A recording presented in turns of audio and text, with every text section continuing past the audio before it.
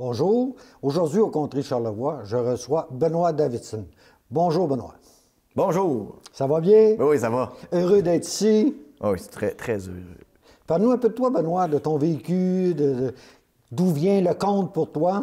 Moi, le conte, c'est en fait, c'est de père en fils, qu'on peut dire. C'est dans la veine de la chaloupe, entre deux truites, des histoires que mon père me racontait, que je disais juste, qu'est-ce qu'il dit? C'est pas vrai. Il racontait des histoires que je croyais pas, puis que mes amis riaient, puis finalement que j'ai cru, tu sais. Puis que pour me faire dire aussi plus tard que quand j'ai tombé dans la marmite du conte, que mon grand-père racontait des histoires aussi, tu sais. Il était pas... dans ce temps-là, c'était pas un métier. C'est pas comme aujourd'hui. C'était plus un choineux dans ce temps-là. Oui, c'est ça. Lui, il a été bûcheron, il a travaillé pour Hydro, il a fini à Verpré, à Huberdeau, comme gardien de sécurité, tu sais. Donc, tu le considérais un peu comme la troisième génération des compteurs dans ta famille. Oui, exact. Mais mon père, lui, c'est une grande gueule. Je veux dire, lui, une histoire de 20 minutes, pour lui, c'est trop long. Lui, il va faire des coups de balai, comme on dit. Des coups de balai, des énigmes, des contes à petite morale, des petites histoires. T'sais.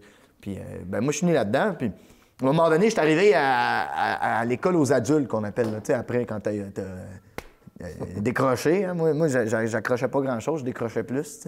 Puis, je me suis ramassé à 16 ans à écrire des textes narratifs dans un cours de français aux adultes, puis j'ai écrit mon premier conte. Une histoire de brocoli qui combat des asperges pour la guerre du territoire, comme les Anglais, Français, Autochtones, tout ça, à l'époque. Puis, à un moment donné, il y a les épinards d'oie, les spinach. Ils viennent à s'attaquer. Puis, à un moment donné, il y a une union des légumes qui battent le monsieur hot dog, monsieur Lester, t'sais. Puis c'est le fast-food, en fait, comme le Monsanto. Puis c'est un méchant bon conte, finalement. Là, les légumes, ils partent avec le pain hot dog dans un univers meilleur.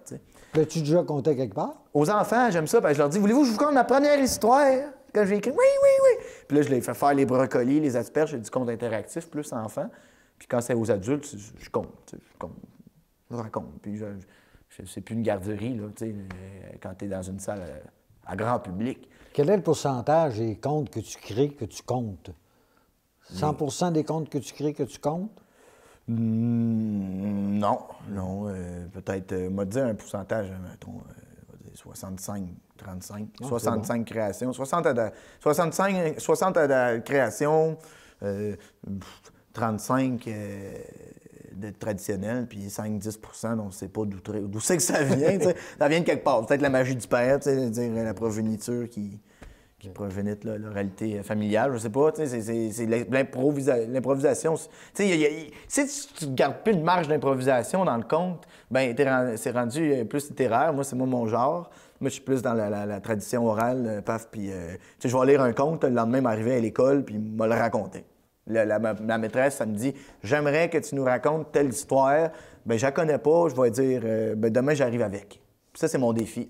Moi, la lire, moi, l'apprendre. Puis, comme André Lemelin, il dit un conteur qui compte, pas à tout, mais professionnellement, bien, il lit un conte, il va le raconter après. À sa façon. À sa façon. Mais, les étapes sont là, les rencontres sont là. Où, qui, quand, quoi, comment, les rencontres, la fête.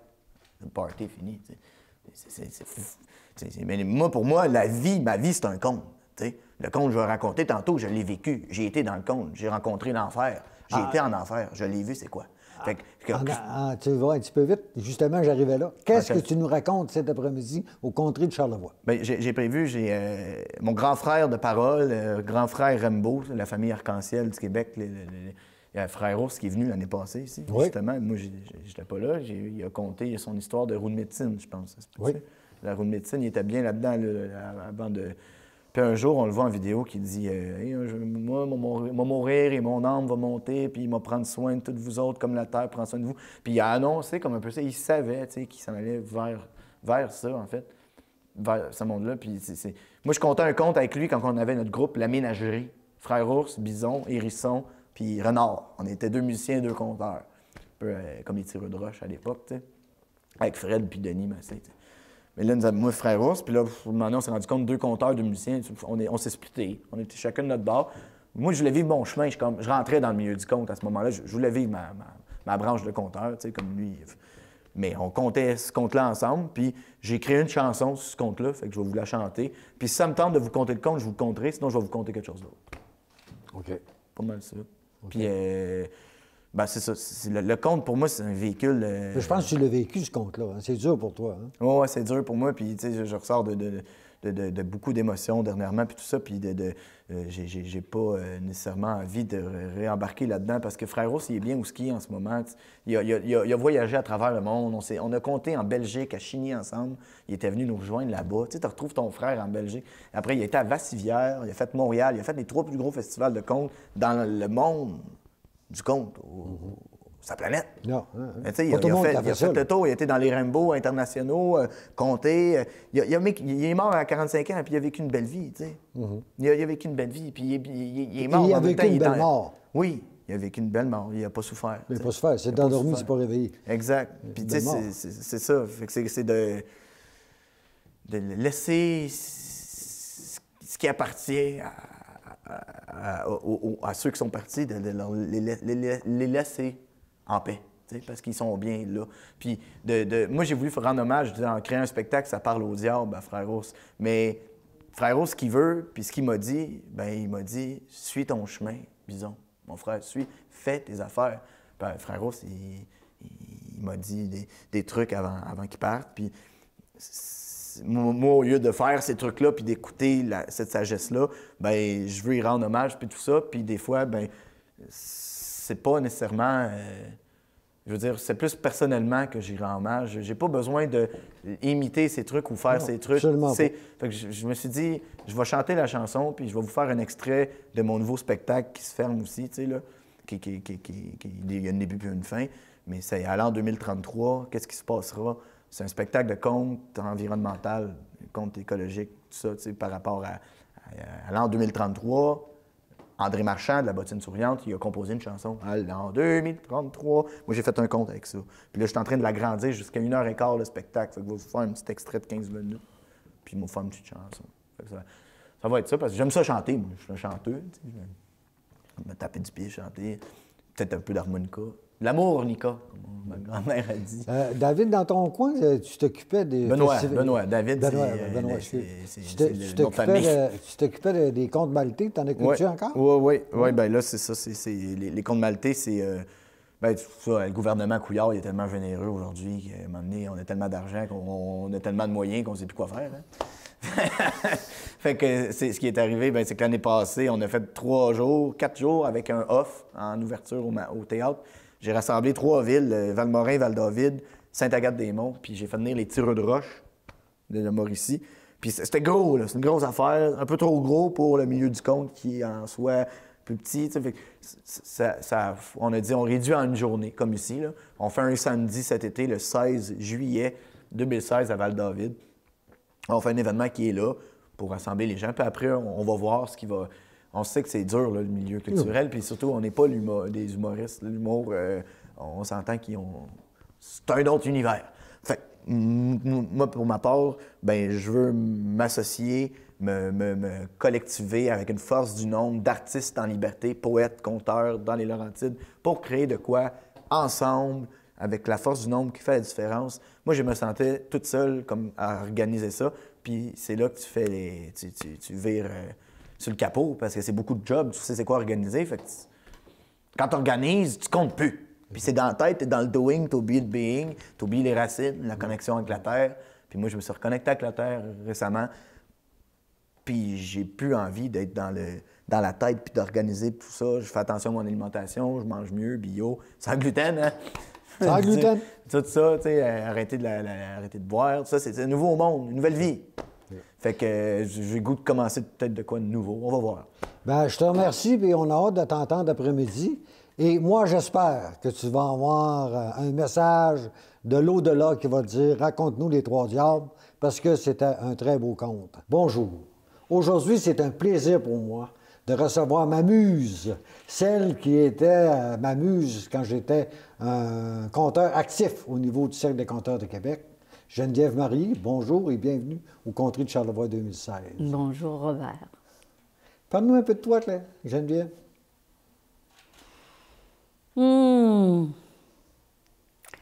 Ben, j'ai poursuivi mon petit bonhomme de chemin de conteuse, de musicienne, d'animatrice sociale à travers toutes les années de ma vie, dans divers paysages.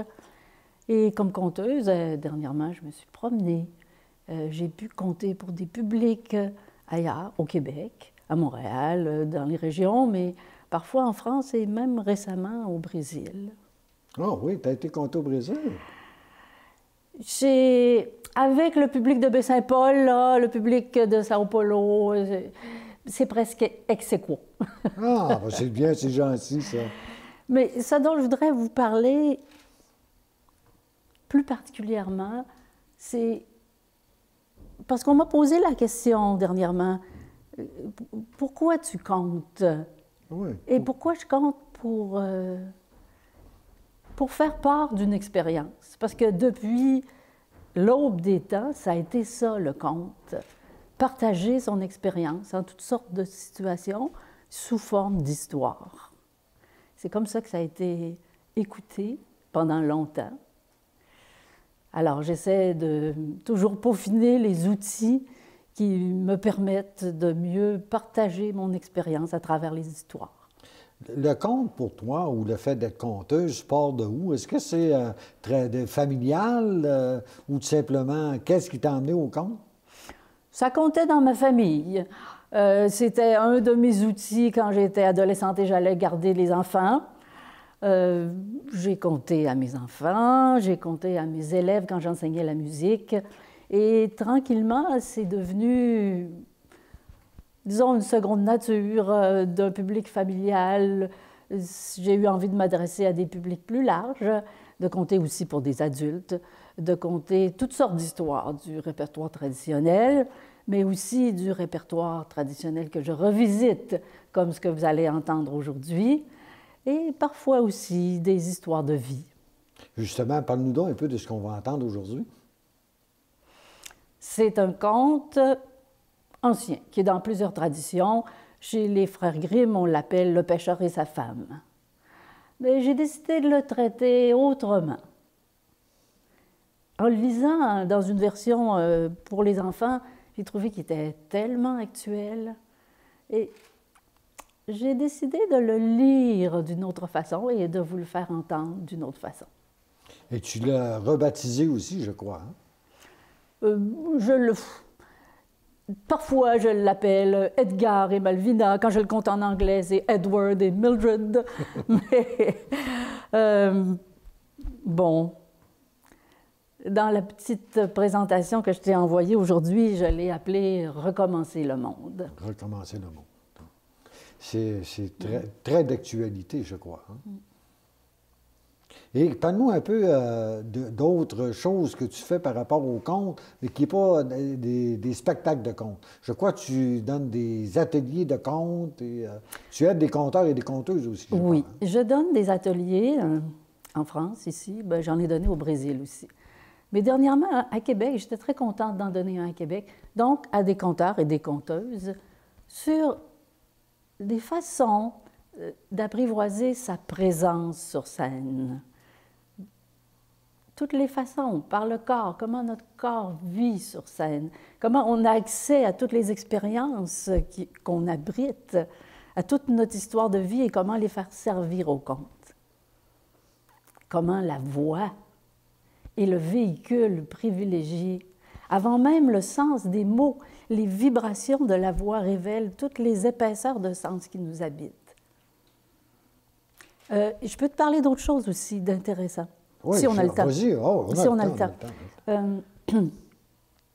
J'aime aussi, c'est plus de l'ordre de la médiation avec le conte, mais faire des petits ateliers de conte dans des milieux qui sont, où ce n'est pas nécessairement des enfants, des conteurs. Par exemple, actuellement, avec une autre conteuse, Yolène, qui a déjà conté ici, on donne des ateliers de conte le midi au Pignon Bleu, qui est une maison qui accueille des enfants dans les quartiers centraux de la ville, qui leur offre un repas chaud le midi, ce que certains n'auraient peut-être pas de toute façon, et qui leur offre aussi des activités, un court moment avant ou après dîner, des activités culturel. Et c'est très intéressant de voir ce qui se passe là, avec ce qu'on offre. Ça doit être le fun. Oui, oui. Les gens doivent être intéressés aussi, hein? Parce que toi et Hélène, ils n'ont pas n'importe qui comme professeur. Mais en même temps, nous, c'est un défi à chaque semaine, selon ce qui s'est passé la semaine dernière. Et ça doit être très court, hein, parce qu'on a 20 minutes. Alors, en 20 minutes, on veut...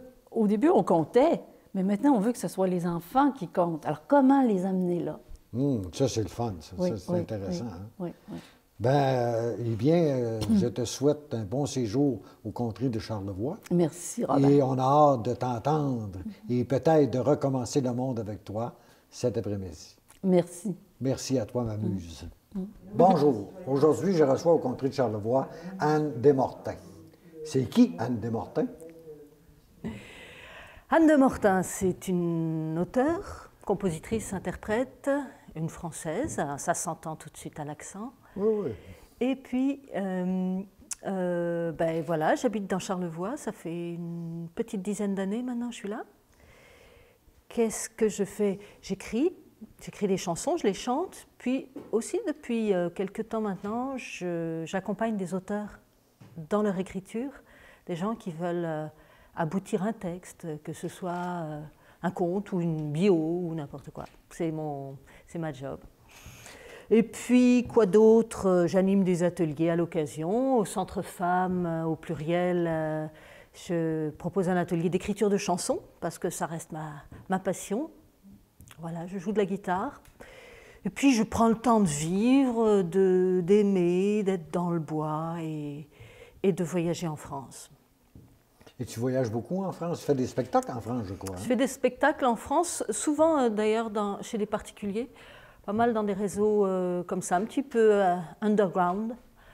Et j'aime bien ça. Puis je chante à l'occasion au Québec aussi.